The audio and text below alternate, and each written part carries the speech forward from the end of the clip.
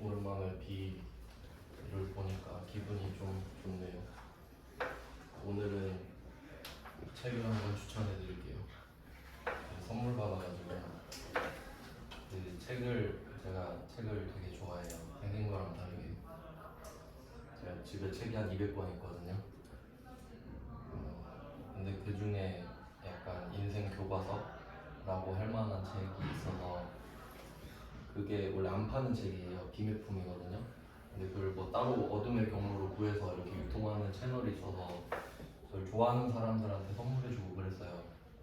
근데 그 책이 정식 발매가 됐다고 제가 선물을 해줬던 사람이 또 선물을 해줬어요.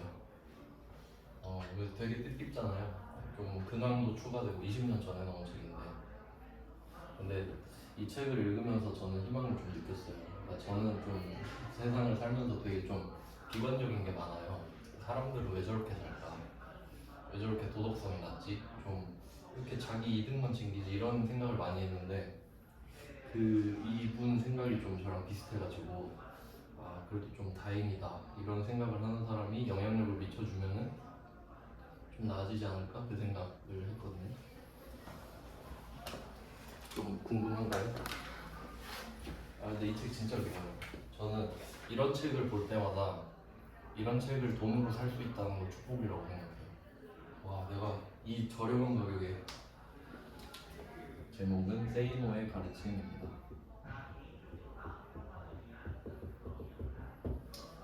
저는 이게 일본 사람인 줄 알았거든요. 근데 그냥 그 필명이에요. 필명이 세이노. 세이노가 노라고 말해라. 그러니까 너가 알고 있는 거에 대해서 다 노라고 말해라. 약간 이런 느낌이어서 근데 이 책 진짜 좋습니다. 그냥 공부 안 될 때 읽으면 좀 재밌어요.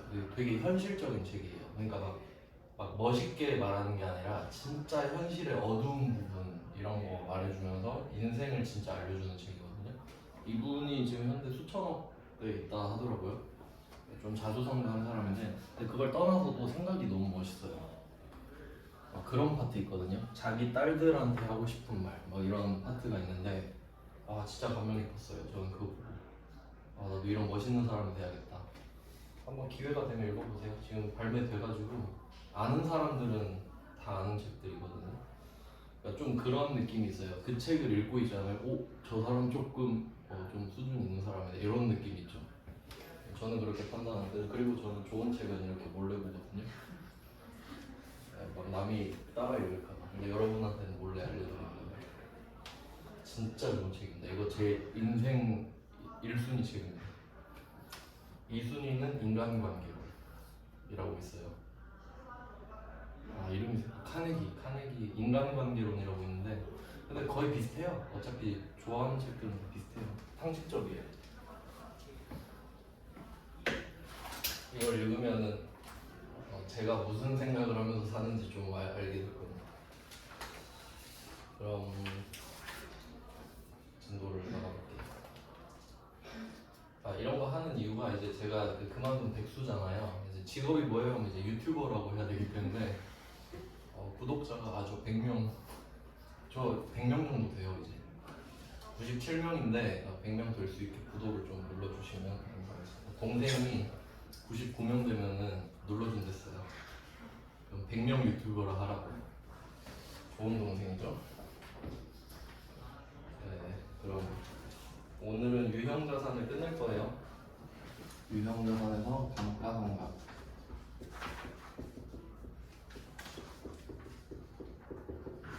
이제 마지막 파트입니다. 그러면 여태까지 배웠던 거 한번 생각해 볼게요. 유형자산 했을 때 뭘 배웠는가? 첫 번째, 취득 부대 비용.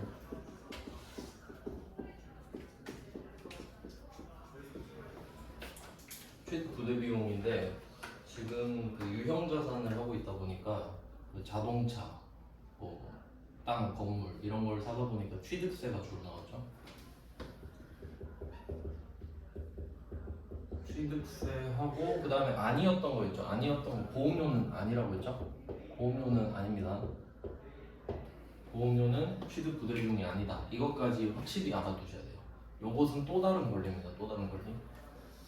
이렇게 해서 취득 부대 비용 받고, 그다음에 그것도 있었죠. 특이한 것들이 그 공채 손실이라고 해야 될까?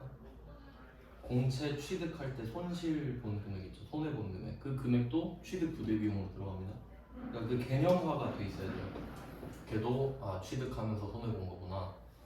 그리고 그것도 있었죠. 건물 지으면서 이자, 자본화 대상의 이자 비용. 이자를 이자로 할래? 아니면 그 건물값에 붙여서 가치 감가상각을 할래? 뭐 이런 식으로 정리를 해주시고, 그럼 취득 부대 비용이 끝났다. 그럼 이제 그 뒤에는 취득 후 비용이 있었죠. 취득 후 비용. 취득하면서랑 취득 후밖에 없잖아요. 취득 후 원가라고 보통 책에 나온다고 말씀드렸죠. 그래서 원칙과 예외로 나눴었잖아요. 취득 후 원가에서는 일단 가장 대표적인 게 뭐 자동차세, 재산세 이런 거잖아요. 이 두 개를 이제 비교하시는 게 가장 기본이고요. 가장 기본. 이제 여기다가 추가를 하면 그 수익적 지출이랑 자본적 지출 이렇게 나왔습니다. 여기에 플러스 수익적 지출, 자본적 지출.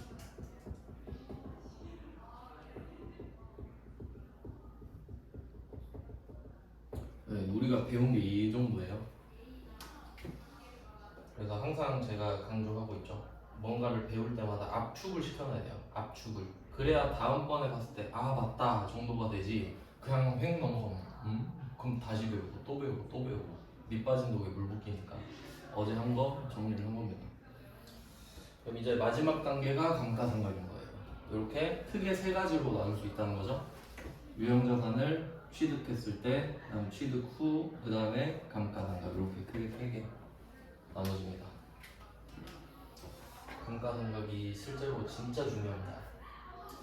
왜냐면 좀 가상의 비용이라서 그래요. 실제로는 생각하기가 좀 어려운 내용이라서 한번 감가상각을 보겠습니다.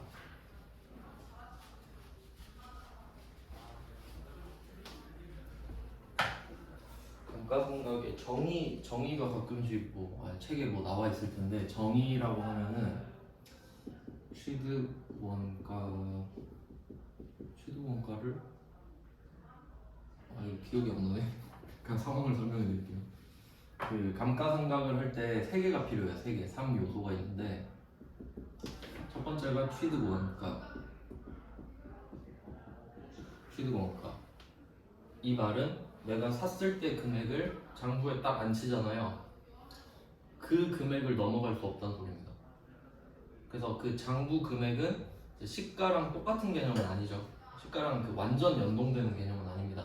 그러니까 살 때는 시가였겠지만 그 이후에 시가가 바뀌는 것은 반영하지 않죠. 한다면 12월 31일에 한다거나 아니면 따로 하는 경우가 있어요. 그냥 따로. 근데 일단은 그게 아니라면 취득 원가 때만 시가고 그 이후로는 반영을 하지 않습니다. 그래서 최초의 시가인 취득 원가를 기준으로 해서 감가상각을 하는 거예요. 두 번째는 내용연수입니다. 내용연수는 몇 년 동안 쓸 거냐 정도의 느낌인데, 그럼 취득 원가는 팩트거든요. 얼마에 샀어? 나 이만큼 샀어. 장부 딱 보여주면 되죠.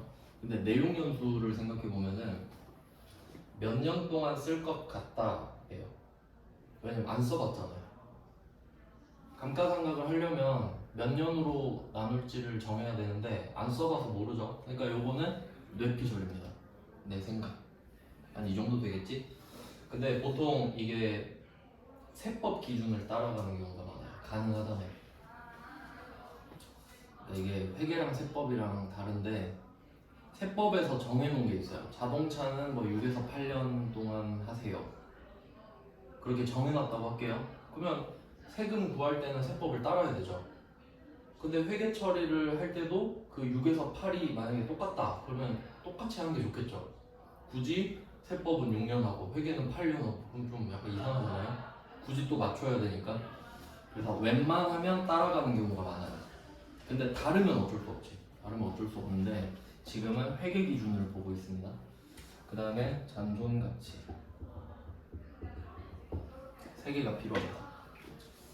그럼 잔존 가치는 뭐냐면 내가 생각한 내용 연수 있잖아요.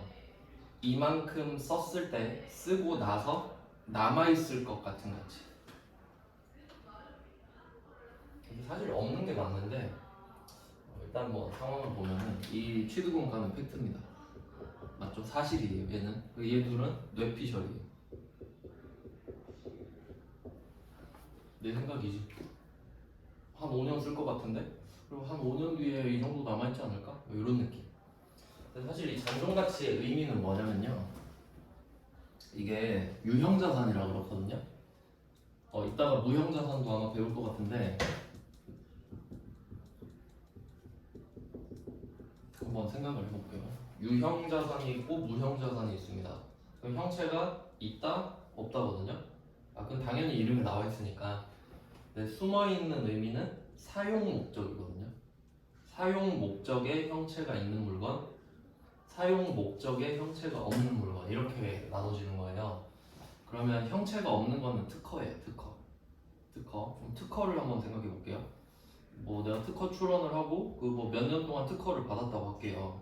그럼 만약에 10년 특허를 받으면은 원래 그 특허라는 게 눈에 안 보이잖아요. 그냥 법적 서류 이런 식으로 증명하는 거죠.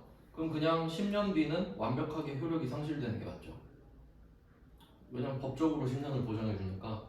그럼 우리는 그냥 내용연수 10년 이렇게 하면 되고 잔존가치는 없습니다 이러면 되죠. 왜? 10년 뒤면 아무것도 없으니까. 10년 뒤면 남들도 똑같이 만들 수 있거든요. 그러면 유형자산은 어떻게 되냐? 실제 사용기간이랑 회계적, 세법상 감가상각 기간이 다르죠. 예를 들어 자동차 한번 생각해봐요. 여러분이 자동차를 한 대를 샀어요. 근데 내용연수를 5년으로 정했어. 회계상으로. 그럼 우리가 5년 타고 버리나요? 그건 말도 안 되잖아요. 뭐 오래 타면 탈수록 좋잖아요. 회사 차는 특히. 그러면 만약에 실제로 10년을 탄다고 할게요. 실제로 10년을 탔다고 할게요. 결과적으로. 근데 내가 이 차를 샀을 때는 몇 년 탈지 모르잖아요. 그래서 만약에 회계상으로 5년을 했다고 할게요. 그럼 대충 비용을 한번 볼까요? 아반떼를 또 소환을 합시다. 아반떼를 3,000에 샀어요. 그래서 회계상으로 5년으로 그냥 처리를 한 거예요. 사자마자. 왜냐면 몇 년 쓸지 모르니까. 그래서 3,000을 5년으로 N빵을 치니까 600 나오죠. 그래서 우리는 1년에 600씩 회계 처리를 했던 거예요. 600씩 5번을 회계 처리하면 3,000이 나가 떨어지죠. 그러면 회계상으로는 이 차가 없잖아요. 근데 실제로는 있죠. 그럼 안 맞잖아. 왜 실제로는 차가 있는데 장부상으로는 없죠? 이래버리면 할 말 없죠. 그거 회계 때문에 그런 건데 그래도 없다고 하면 안 되죠. 이렇게 버리면 좀 피곤하잖아요. 그래서 보통은 막 1,000원 남기고 그래요. 남겨놔 잔존가치 1,000원을. 그럼 그냥 있긴 있잖아요. 그 1,000원만 냅두고 그냥 계속 쓰는 거라고 잘. 감가상각 없이. 그러니까 감가상각은 이 비용을 압축시키는 거죠. 압축. 어차피 3,000짜리 차를 사면은 결국엔 3,000짜리가 나가 떨어질 거 아니에요. 근데 그거를 그냥 내 예상으로 5년 동안 압축해서 다 털어버리겠다고. 그래도 뭐 거짓말은 아니잖아 이렇게 되는 거지. 왜냐면 결과가 같으니까. 결과가 결과적으로는 같죠. 이 차가 언젠가는 폐차가 될 테니까 약간 그런 내용이에요. 그러니까 유형자산에서는 잔존가치가 의미가 있는 거고요. 무형자산은 의미가 없겠지. 법적으로 10년을 보장해 주는데 그럼 당연히 딱 10년만 하면 되죠. 그 뒤에 남아있는 건 절대 없지. 그래서 그 정도 차이가 있어요. 그래서 자연스럽게 무형자산도 상각을 한다 이렇게 나온 겁니다. 왜냐면 비유동이잖아요. 비유동이면 오랫동안 쓴다는 소리죠. 오랫동안. 그리고 플러스 사용이잖아요. 오랫동안 사용. 그러니까 여러분도 휴대폰 살 때 어떻게 하고 합리화 하잖아요. 아이폰 살 때 이거 150짜리 어떻게 사지? 아니야 나는 3년 동안 잘 쓸 수 있어. 150을 36으로 나누죠 혼자. 그 감가상각이라고. 합리화 성공한 거예요. 그러면 36개월 동안 감가상각하면은 한 달에 얼마밖에 안 돼. 그럼 바로 구매. 아시겠나요? 대충 그런 느낌이에요. 그러니까 할부랑 좀 비슷하다고 했죠. 감가상각 자체가. 네, 그래서 요 세 가지가 필요합니다. 문제 한번 볼게요. 147번이죠. 네, 147번은 12월 31일이네요. 중요한 날이죠. 중요한 날이에요. 다음에 유형자산에 대한 감가상각 내역을 결산에 반영하시오. 그럼 이제 유추할 수 있죠. 감가상각은 결산 때 하는구나. 웬만한 건 다 합니다. 결산 때. 그리고 여기 이 147번에 자동결산이라고 적어놓겠습니다. 자동결산.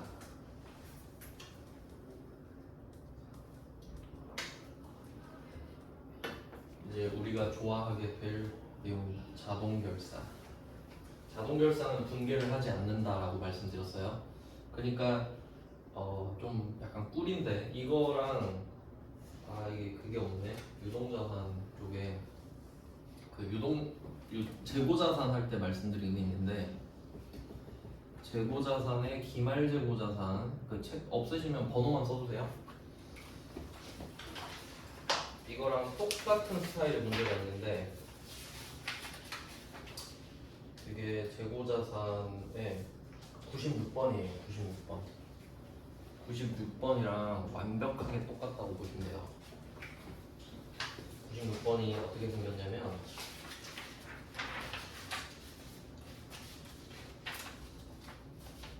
어떻게 생겼다고 해야 되지? 일단 여기는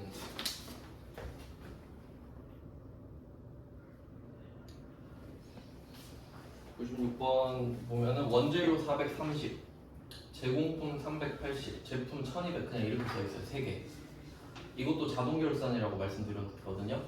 그럼 이것도 뭐가 다릅니까? 147번도 그냥 숫자 3개 써있죠. 이거 받아쓰기.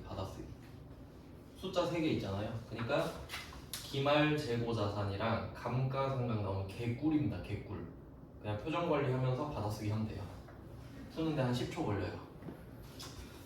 그래서 뭐 비교 한번 해보시고 그 다음에 근데 분개를 한번 보여드리긴 해야 되죠. 그러니까 여러분이 이 분개를 할 필요는 없어요. 하지만 그냥 설명해야 되니까 보여드리겠습니다. 이걸 누가 틀리겠어요? 147번 아무도 안 틀려요. 그러면 그 이론을 좀 설명을 드릴게요. 앞에 기계장치가 있으니까 제가 기계장치로 한번 예를 들어보겠습니다. 우리가 기계장치를 샀다고 할게요. 그냥 뭐 이론은 다 무시하고 실제 상황 무시하고 그냥 계산하기 쉽게 5천만 원에 샀다고 가정하겠습니다. 기계장치를 5천만 원에 샀다.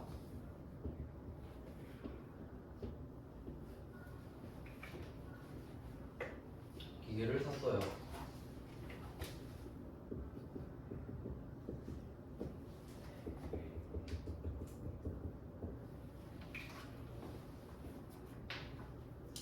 네, 이거는 안 어렵습니다. 기계를 샀어요. 그리고 이거를 10년 동안 감가상각을 한다고 정했다고 할게요. 그냥 10년 동안 감가상각해야지. 그럼 우리는 그냥 이 5천만 원을 10년 동안 엠빵을 쳐서 500씩 떨어뜨리기로 한 겁니다. 그러니까 감가상각은 정확히 말하면 가정입니다. 가정이죠. 실제가 아니죠. 실제는 모르지. 그래서 그 감가상각을 한마디로 하면요. 이거를 아마 그랬던 것 같은데 아까 기억 안 난다고 했잖아요. 취득 원가의 배분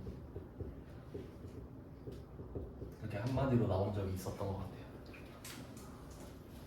감가상각이 뭐예요? 이렇게 물어본 거지 그냥 문제에서. 그럼 답은 그 취득 원가 내용연수로 배분한 건데 하면 끝나는 겁니다. 맞죠? 그냥 생각해보면 맞죠? 그럼 여기서 취득 원가가 5천만 원이고 내용연수 10년이라고 하면 그냥 5천만 원을 10년으로 배분한 거 맞죠? 그 뜻이라는 거지 그냥. 나눠서 가지는 겁니다. 네, 뭐 그런 내용이에요. 그러면 500만 원의 가치가 떨어진 거예요. 1년을 쓰고 500씩 10번 떨어뜨릴 거니까. 그러면 원래대로라면 기계장치 500만 원이 떨어져야 맞죠. 500이 떨어진 거니까 가치가. 근데 회계에서는 차감 계정을 많이 넣어요. 차감 계정. 그러니까 직접 차감을 하지 않고 그 대손충당금처럼 외상 매출금 1억이 있는데 100만 원 못 받을 것 같아요 하면은 대손충당금 100만 원을 따로 깔아놨죠. 그게 차감 계정이에요. 그러니까 붙어 다니면서 대신 깎여줘. 그리고 여기서도 그런 게 있거든요. 그게 감가상각 누계액입니다. 감가상각 누계액. 말 그대로 감가상각을 한 금액이 쌓여 있는 겁니다. 쌓여 있는 거예요. 일단은 1년을 썼다 하면은 500 이렇게 들어갈 겁니다. 500.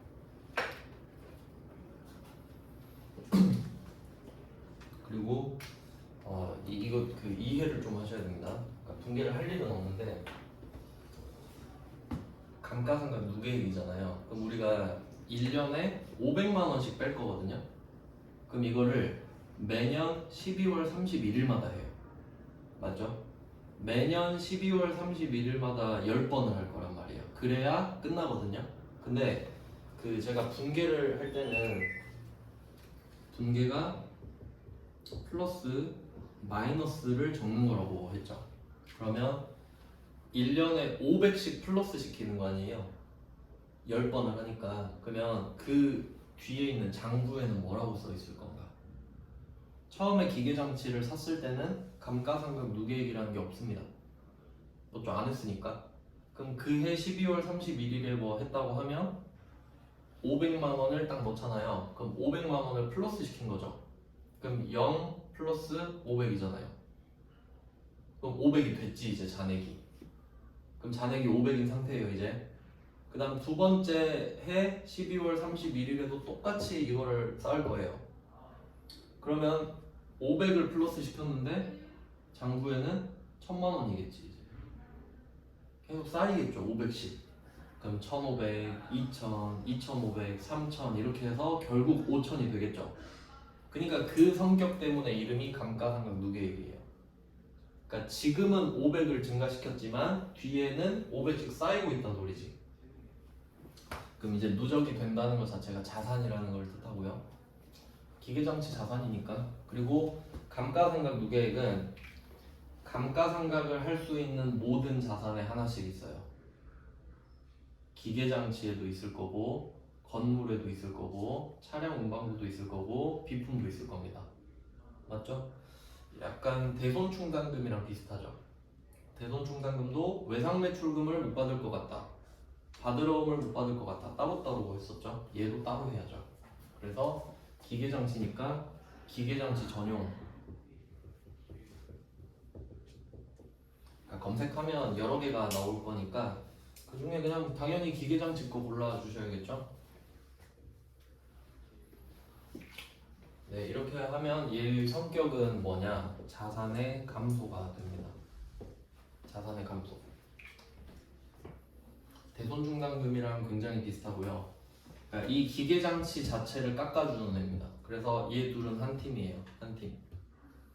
그러면 자산을 500을 깠으니까, 그러니까 원래는 기계장치 500을 깔려고 했는데 기계장치 대신에 감가상각 누계액이 대신 깎여준 겁니다. 기계장치 대신에 깎여줬다고. 그러면 자산이 줄어든 거니까 어쨌든 내 생각이긴 해도 비용 처리를 해줘야겠죠. 그리고 제가 말씀을 드렸었는데 상각이라는 단어는 회계에서 상각은 결과적으로 비용이 된다는 소리입니다. 그럼 감가상각을 했다는 소리는 시작이 뭐였든 간에 결과는 비용이라는 소리죠. 그러니까 필연적으로 감가상각 비가 나옵니다. 그 앞에서 배웠던 대손상각도 그렇지 않나요? 대손상각이라는 말을 딱 들어요. 뭔지는 몰라. 근데 상각이네? 그럼 상각은 비용 처리를 해야 되잖아. 그럼 대손상각비가 있겠지? 이렇게 하면 회계를 잘하는 거죠. 상각이 무슨 뜻인지를 아는 거니까 이제. 그래서 얘도 마찬가지로 상각이라는 말이 나왔기 때문에 반드시 비용이 나오지. 그래서 그 이름이 뭐냐? 감가상각비겠죠. 감가상각을 했으니까 감가상각비가 나오지. 당연한 귀결입니다. 그럼 500번 감가상각비 이렇게 돼요. 그럼 이게 500번인 이유는 기계장치니까 그렇습니다.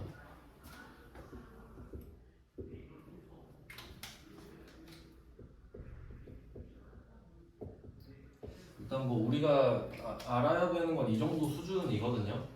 근데 사실 감가상각비가 진짜 중요해요. 진짜 중요해요. 어떤 측면, 제 두 가지 측면을 말씀을 드릴게요. 이건 몰라도 되는데 제 욕심입니다. 이거는 그 좀 실무에 가까운 내용인데, 첫 번째는 기계를 사용하잖아요. 그 여러분이 기계를 사용하면 가치가 떨어지는 건 당연히 알고 있죠. 뭐 본능적으로 알잖아요. 썼으니까 가치가 떨어졌겠다. 근데 문제는 내가 이 기계 장치를 가치를 떨어뜨리면서 얼마를 벌었고 얼마의 가치가 떨어졌는지를 모른다는 거죠 지금. 근데 알긴 알아. 돈 벌고 돈 쓰겠지 이 정도는. 그걸 모르니까 그냥 감가상각으로 엠빵을 친 거란 말이에요. 그래서 제가 그 비용 설명할 때 1번이 직접 대응, 매출 원가 설명했었거든요. 그러니까 매출 원가는 내가 물건을 100원에 팔면 이 100원에 판 물건을 얼마에 사왔는지 알고 있을 때, 그럼 100원 버느라 80원 썼는데요? 이게 직접 대응이죠. 정확하게 대응되죠. 이 100원 어떻게 벌었어? 아, 이거 80원에 사온 건데? 그럼 80원이 딱 대응이 되잖아요. 그러니까 우리는 이 물건 하나당 20원의 이익이 나오는 걸 알게 되죠. 근데 기계 장치는 모르잖아요. 직접 대응이 안 돼버리죠. 그러니까 2번 방법을 썼죠. 기간 대응을 써버렸지. 아, 그럼 대충 10년으로 하자. 그럼 10년으로 하면 그래도 대충은 맞을 거 아니에요. 뭐 그런 느낌으로 간다는 거거든요.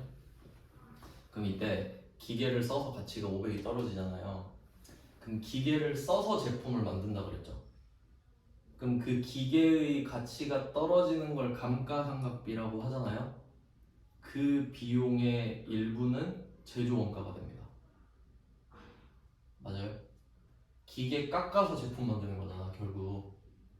그러니까 기계의 가치를 떨어뜨리면서 제품 만드는 거 맞죠? 그러니까 이 제품 제조 원가에는 감가상각비가 일부 들어있지. 이해되시나요? 그러니까 어느 정도 전환된다라는 거예요. 그러니까 그냥 비용이다 이런 느낌이 아니라 제조 원가로 다시 바뀌어버리잖아요. 그런 느낌이 있어요. 생각하면 그럴 수 있죠. 그렇게 생각하시면 돼요. 그러니까 제품 제조 원가에 감가상각비가 포함되어 있겠구나, 이 정도 아시면 좋죠. 그게 첫 번째. 시험에 내진 않죠. 그냥 실제 그렇다는 거지. 그러니까 비싼 기계를 쓸수록 우리는 비싼 제품을 사야 되는 거예요. 근데 그건 당연한 이야기겠잖아요. 그 다음에 두 번째 관점. 요거는 조금 관련이 있을 것 같아요. 자, 두 번째는 제가 자동차로 한번 이야기를 해드릴게요. 우리 회사에서 자동차를 2대 샀다고 할게요. 일단 뭐 샀다고 하지? 봉고 한 대, 모닝 한 대 이렇게 샀다고 할게요. 회사에서 차를 2대 샀어요. 봉고는 그 1톤 트럭입니다. 이렇게 생긴 차 있죠? 1톤 트럭. 봉고.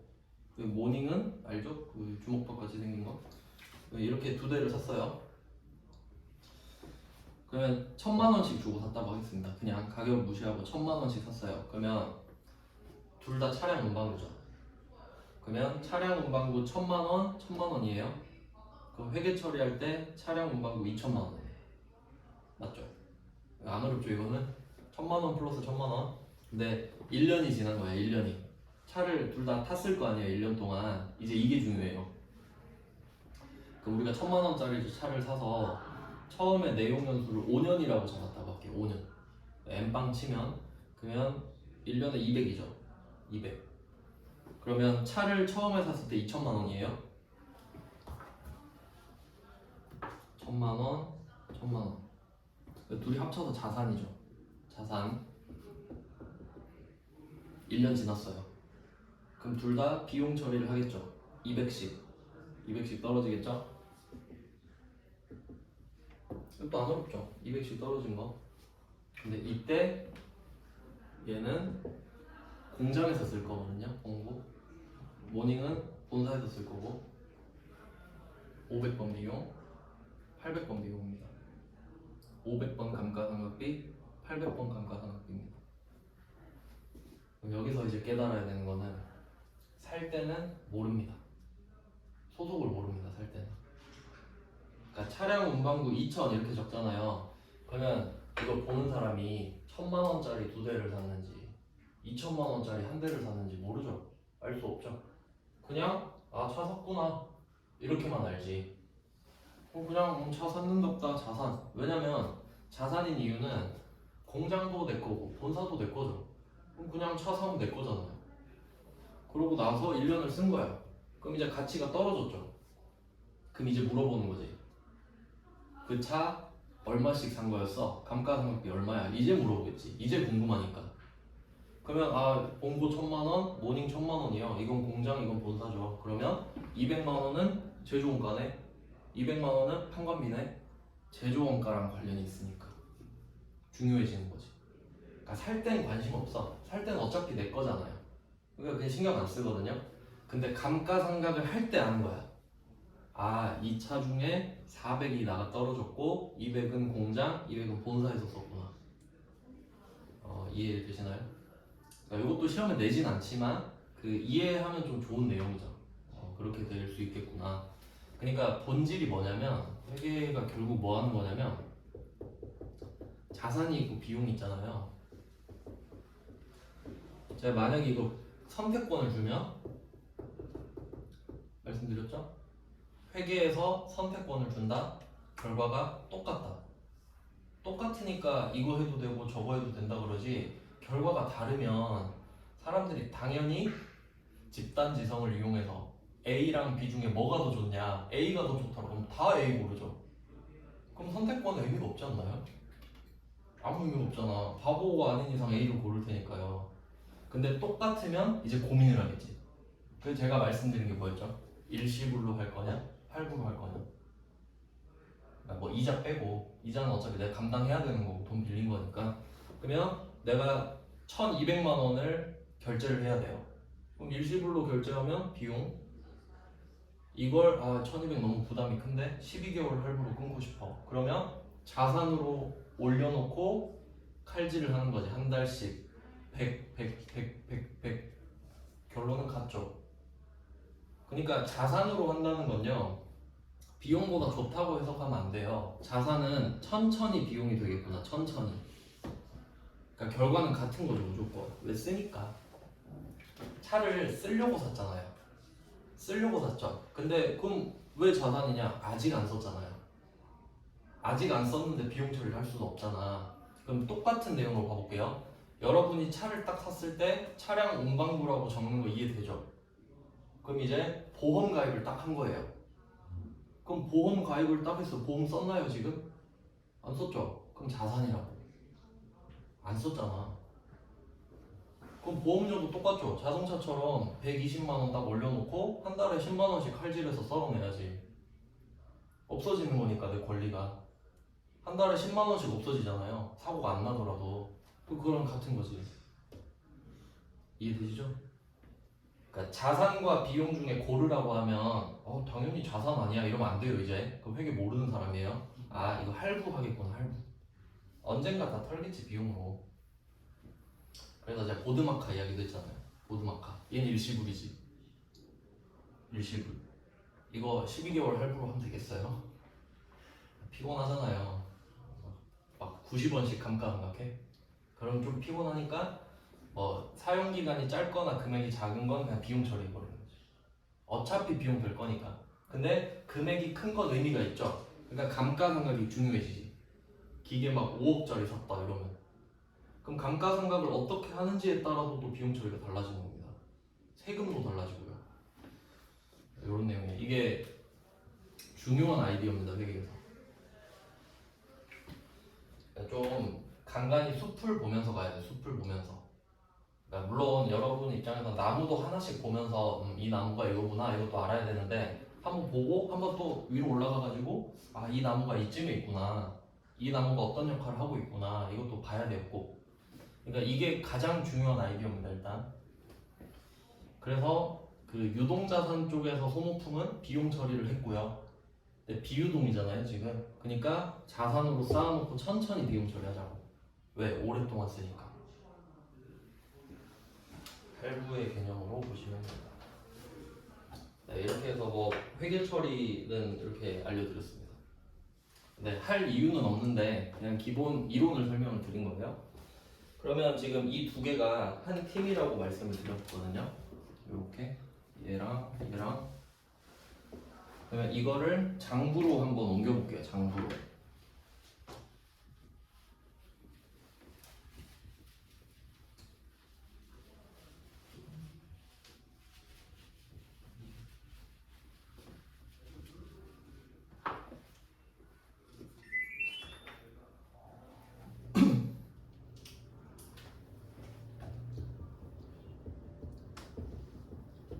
처음에 샀을 때 장부에 기계장치 5천만 원이 들어갑니다.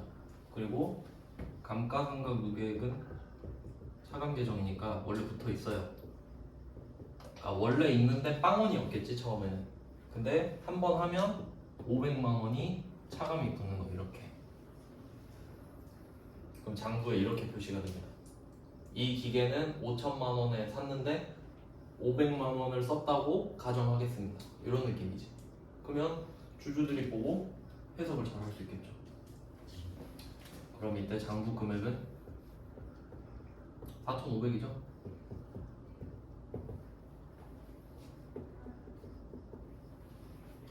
항상 차감 계정이 있는 애들은 차감 계정 빼준 금액을 장부 금액이라고 합니다.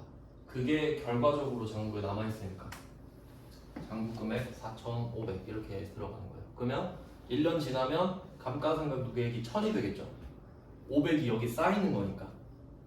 그럼 4,000이 되겠죠. 그러니까 반비례잖아요. 얘가 커지면 얘 작아지겠지 당연히. 그럼 얘가 5,000이 되는 순간 얘는 빵원이거든요. 그럼 이제 미션이 클리어 된 거죠. 그럼 회계 처리 다 한 거야. 이제 공짜로 쓰면 돼. 이 기계를. 그래서 이 감가상각이 어떤 의미가 있냐면 그 한번 그 공장 그 제조업을 한번 생각해볼게요. 제조업. 이제 업종마다 다 다르잖아요. 뭐 예를 들어서 세무사 사무실을 차린다고 하면요. 그냥 사무실 하나만 있으면 됩니다. 그렇죠. 그냥 좁은 한 칸만 있어도 되죠. 그냥 거기서 상담하고 내가 서류 작업하고 하면 되니까. 근데 공장은 그게 되나요?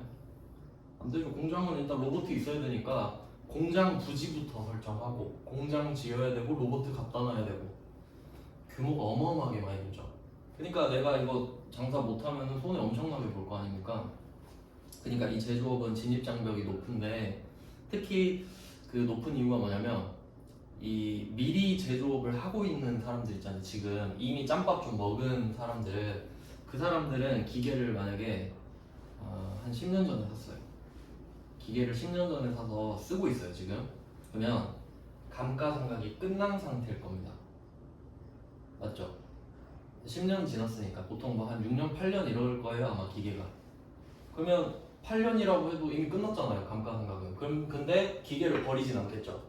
그러면 10년이 지난 지금도 그 로봇을 쓰고 있을 거 아니에요 실제로. 근데 회계상으로는 비용이 안 들어간다는 소리지. 근데 이제 신입으로 들어온 제조업이 있어요. 그럼 걔는 기계 이제 샀겠죠. 그럼 감가상각 다 두드려 맞고 있겠죠. 그럼 이익이 안 보여. 이익이 더 작아 보일 거 아닙니까?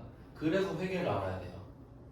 그러니까 이게 겉으로 보기엔 똑같아 보여도 한 10년 된 기업은 우리가 이게 회계를 아는 사람들은 저 회사는 기계 감가 다 털었겠다. 이익이 크게 나오겠네. 이렇게 알 수 있는 거고 이제 딱 진입을 했다? 요새는 감가상각비 때문에 이익이 안 나오겠네. 첫 해에 뭐 매출액이 많이 나오겠어요?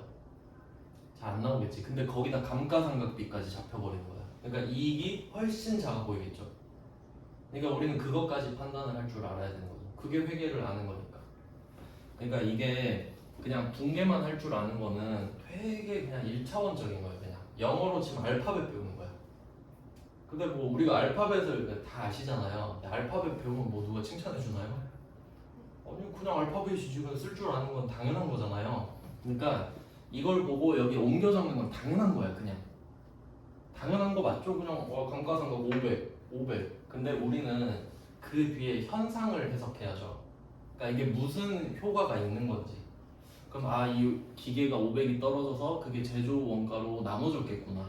이걸 생각을 하고 오래된 기업들은 감가상각비 없이 그냥 기계를 공짜로 쓰겠네? 이런 거를 해석하는 게 회계라는 거예요. 알겠죠? 그러니까 제가 그 이런 거 가르치면서 현타가 좀 많이 오죠. 그냥 받아쓰기 하는 거잖아요. 500을 이렇게 적으세요. 그건 사실 공부가 아니죠. 그건 알파벳 배우는 거기 때문에 여러분이 따로 할 수 있는 내용이거든요. 그래서 감가상각이 어떤 느낌인지 아시겠죠? 그래서 일단 147번은 숫자만 적으면 돼요. 그냥 그 칸에다가 기계장치 칸에다 500 적고 비품에 150, 촬영운동 400 이거 아무도 안 틀리겠죠. 그러니까 이제 출제자들이 생각을 할 거 아니에요. 아 이거 너무 개꿀인 것 같다 아무리 생각해도. 그래서 조금 어렵게 내볼까? 이렇게 된 게 148, 149 이렇게 내려오는 겁니다. 그러니까 148, 149, 150번이 살짝 업그레이드된 문제라고 보시면 돼요. 그러니까 우리는 요 정도를 대비해야겠지. 왜냐면 147은 절대 안 틀릴 거니까 대비할 필요가 없죠 그런 거는. 148번에서 중요한 거는 정액법이에요. 정액법. 정액법을 148번에 정액법 표시해 두시고 149번에 정률법, 그러니까 박스 안에 숨어 있죠. 정액법, 정률법 이렇게 표시하시고 그다음에 150번에도 정액법, 정률법 보이시나요? 그러니까 이 세 개가 똑같다. 근데 148, 149, 150 세 개가 똑같은데 147도 사실 똑같아요. 그러니까 어떤 느낌이냐면 147번에서는 기계장치 500만 원을 그냥 알려준 거잖아요. 500이다. 근데 148번은 구해봐. 네가 한번 구해봐. 그래서 이 148번에 그 도출된 값이 147번에 500만 원이랑 같은 기능인 거예요. 그러니까 당연히 147번은 쉽지. 그럼 답만 뽑아서 적어놨으니까. 근데 148번은 데이터가 이렇게 이렇게 있으니까 한번 네가 구해보고 그걸 적어라. 이게 현실적이죠 사실. 147은 너무 쉬우니까. 그 다음에 149번은 정률법이라는 방법을 써봐라 이런 느낌이고, 그 다음에 150번은 둘 다 써봐라 이런 거고. 그러니까 세무 2급이잖아요. 그래도 보시면 그 149번에 정률법이 나와 있는데 회계 1급으로 된 거 보이시죠? 정액법이 쉽고 정률법이 더 어렵거든요. 그럼 이 말은 이제 정액법은 당연히 낸다는 소리야. 더 어려운 걸 회계에서 냈으니까. 그래서 제가 조금 완성도가 높은 거를 세무 2급 거를 그 정액법으로 바꿔 온 거거든요. 이거는 좀 쉬고 나서 하겠습니다.